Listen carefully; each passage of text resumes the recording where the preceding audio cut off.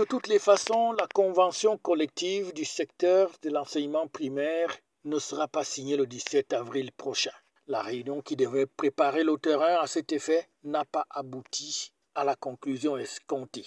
Des membres du gouvernement présents, le ministre du Travail et de la Sécurité sociale, celui de l'Emploi et de la formation professionnelle, qui ont été rejoints par le ministre de l'Éducation de base, en présence du ministre de la Fonction publique et de la Réforme administrative et du ministre délégué auprès du ministre des Finances. Cette armada gouvernementale n'a pas suffi pour convaincre les deux parties à accorder leur violon. Nous allons tout simplement dire la vérité. Nous allons dire la vérité aux enseignants. On va leur dire pourquoi ça coince.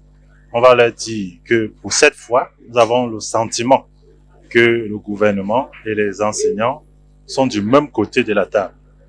Que ce qui dérange finalement, ce sont les patrons des ordres privés.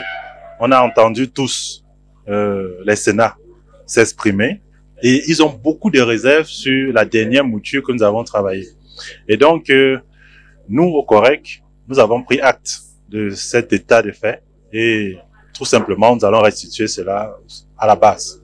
Le patronat qui semble faire problème ici indique que la mouture qui leur a été présentée n'est pas fidèle à celle sur laquelle ses représentants avaient travaillé. Pour cela, ils demandent des délais supplémentaires. Il est donc question désormais pour le ministre du Travail et de la Sécurité sociale de mettre sur pied illico presto une commission qui devra travailler sur la question avec les différentes parties et pouvoir, et on l'espère, trouver un consensus. Mais en attendant, la menace de grève, elle, reste entière, selon le COREC. Par rapport à notre préavis de grève, si c'est de ça que vous voulez parler, nous avons une séance le 18, ce 18, où nous allons mettre sur la table tout ce qui a été reçu comme avancé du gouvernement. Et c'est ce 18 que nous allons statuer. Et par ailleurs, le 19, nous avons une conférence de presse que nous allons organiser, à laquelle vous serez certainement conviés pour écouter nos délibérations.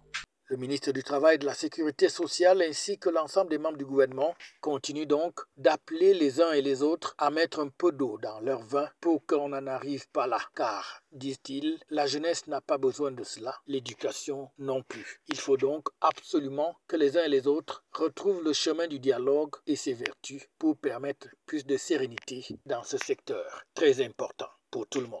FH News, votre télévision.